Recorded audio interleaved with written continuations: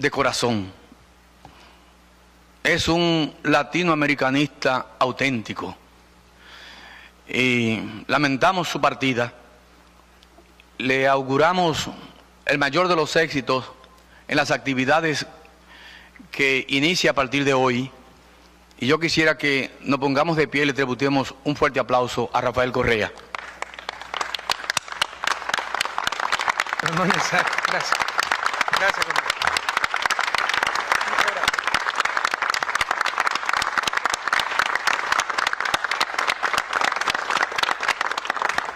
Tiene la palabra, presidente. Muchas gracias, querido Danilo, siempre tan generoso para conmigo. En realidad entrego el mando el 24 de mayo y no se imaginan con qué ansiedad y felicidad espero el 25 de mayo. En todo caso, muchas gracias por recibirnos en tu querida República Dominicana. Felicitaciones por la extraordinaria acogida y organización de esta cumbre. Te pido disculpas porque me voy a pasar un par de minutos en mi intervención. He tratado de acotar lo más posible, pero ya no pude más y creo que son ideas importantes que tengo que transmitir. Queridas amigas, amigos, acudimos a esta quinta cumbre con el recuerdo de aquella reunión del Grupo de Río en Santo Domingo en marzo de 2008, que fue el antecedente para la creación de este organismo.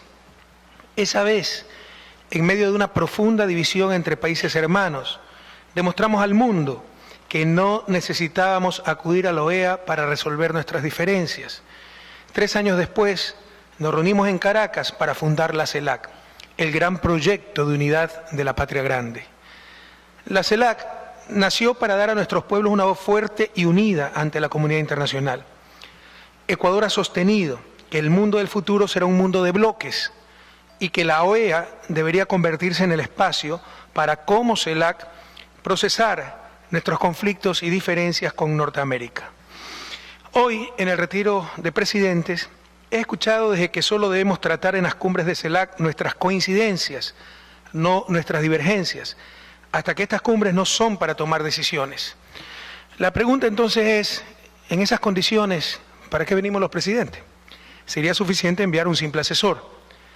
Si no tenemos que procesar conflictos, ¿por qué se lleva a Venezuela a la OEA? ¿O hay que discutir nuestros conflictos no en CELAC, sino en Washington? Sinceramente creo que esto es impresentable en nuestra América del siglo XXI. Ya es hora de caminar con nuestros propios pies, como decía el prócer uruguayo José Gervasio Artigas. Podemos avanzar mucho este año en una agenda trascendente, con Venezuela en la presidencia del Grupo de No Alineados y Ecuador en la del Grupo G77. El mundo está constituido no en función de los seres humanos, sino del imperio del capital. Debemos buscar una mejor forma de organizar la vida en el planeta y la única manera de lograrlo es con la unidad de nuestros pueblos. Debemos asumir una clara posición en defensa de los migrantes, no solo de Latinoamérica y del Caribe, sino del mundo entero. La solución para detener la migración no son muros ni fronteras, es solidaridad, es humanidad y crear condiciones de bienestar y paz para todos los habitantes del planeta. Mientras no se logre una justa distribución de la riqueza, no se resolverán los problemas sociales ni mundiales. Tenemos que buscar la transformación del sistema de Naciones Unidas para que sea la Asamblea General la que tome las grandes decisiones políticas de la humanidad y no el poder de veto de un grupo reducido de países del Consejo de Seguridad. Debemos también buscar una nueva forma de gestionar la ciencia, la tecnología, las innovaciones. Si debe existir un bien con destino universal, es precisamente el conocimiento. Por otro lado, la emergencia ecológica planetaria demanda acuerdos vinculantes, pero es necesario ir más allá y realizar la Declaración Universal de los Derechos de la Naturaleza, así como crear la Corte Internacional de Justicia Ambiental, que debería sancionar los atentados contra los derechos de la naturaleza y establecer las obligaciones en cuanto a deuda ecológica y consumo de bienes ambientales.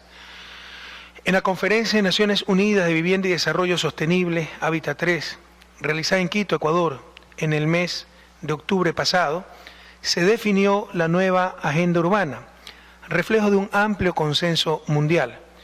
Hoy tenemos la hoja de ruta para el desarrollo urbano en los próximos 20 años. Es necesario para el desarrollo también reformar instituciones como la Organización Mundial de Comercio.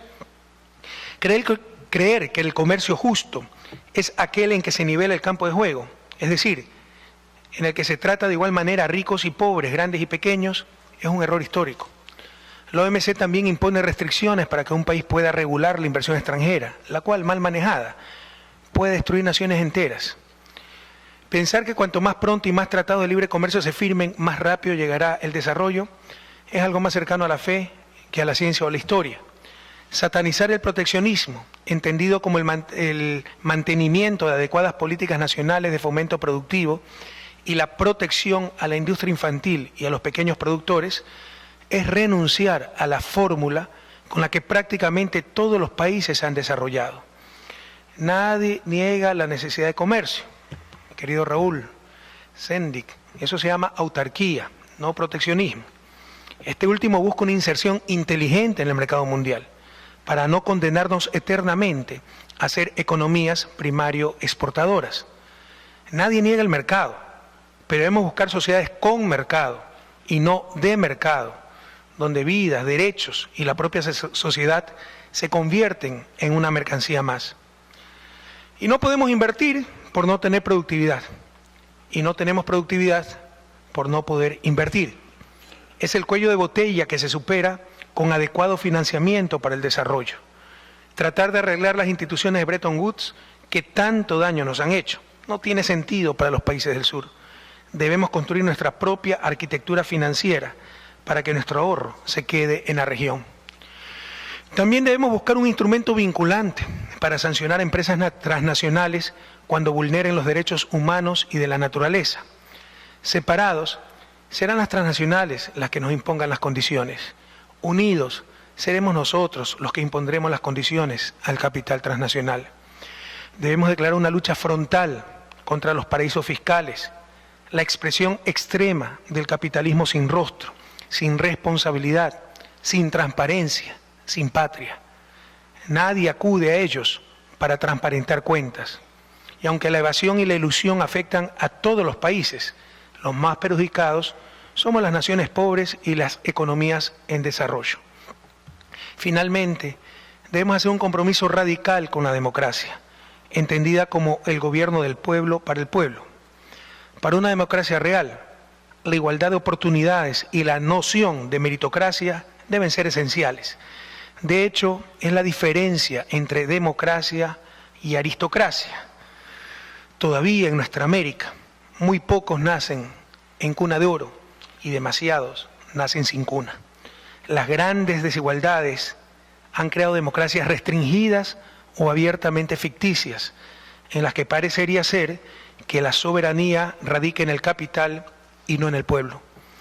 Debemos evitar democracias mercantiles, donde el dominio de la entelequia del mercado es tal que incluso la calidad de la democracia frecuentemente se mide por la cantidad de mercado. Debemos evitar las democracias mediatizadas, donde los medios de comunicación sustituyen el Estado de Derecho por el Estado de opinión. Debemos evitar las democracias ONGizadas, pobre traductor de ONGs, ¿no? NGO, donde los hacedores de política pública son supuestos representantes de la sociedad civil y burocracias internacionales. No hay nada más peligroso para la democracia que actores políticos sin responsabilidad política. Una democracia exige también, por supuesto, el respeto a los derechos humanos. Sin embargo, la satanización del poder político en América Latina, al pretender que solo el Estado atenta contra los derechos humanos y que la única fuente de corrupción es lo público, es una de las estrategias de inmovilización para mantener el status quo. Los pobres socioeconómicos no dejarán de ser pobres con caridad, sino con justicia. Y eso implica el cambio en las relaciones de poder dentro de la sociedad. Para ello se requiere captar el poder político y así que manden las grandes mayorías. Estimadas amigos y amigas, como ya lo dijo Danilo, esta es mi última cumbre CELAC. Entregaré el mando de mi país el próximo 24 de mayo. Hace 10 años encontré una Latinoamérica destrozada por el neoliberalismo. Y aunque falta mucho por hacer, nunca se ha hecho tanto como ahora. Sufrimos la pérdida de grandes latinoamericanos, como Néstor, Hugo y el mismo Fidel. Otros líderes históricos, como Lula, Dilma y Cristina, sufren brutales acosos. Hay claros intentos de detener la integración de nuestras naciones. Podrá haber retrocesos, pero América Latina nunca volverá al pasado. Nuestros pueblos no lo permitirán. Sí me preocupa que los presidentes estemos en tantas cumbres y nuestros pueblos continúen en los abismos. Les cuento una anécdota. Hace pocos minutos, cuando nos trasladábamos de este salón al comedor, en un bus, un pequeño bus, que le llamamos buseta, saludé al conductor, como siempre hago. Y al final se me viró y me extendió la mano muy efusivamente y me dijo: presidente, usted es el único que me saludó. Por favor, no nos olvidemos quiénes son nuestros mandantes. No nos olvidemos por quiénes estamos aquí y a quiénes debemos de servir. Querido presidente Salvador Sánchez, le deseo muchos éxitos. Su presidencia en nuestro querido El Salvador y ahora en CELAC, algo impensable hace pocos años para un ex guerrillero, es la mejor muestra del cambio de época de nuestra América. Ha sido un honor, queridas compañeras y compañeros, trabajar con ustedes y por nuestros pueblos. Hasta la victoria siempre.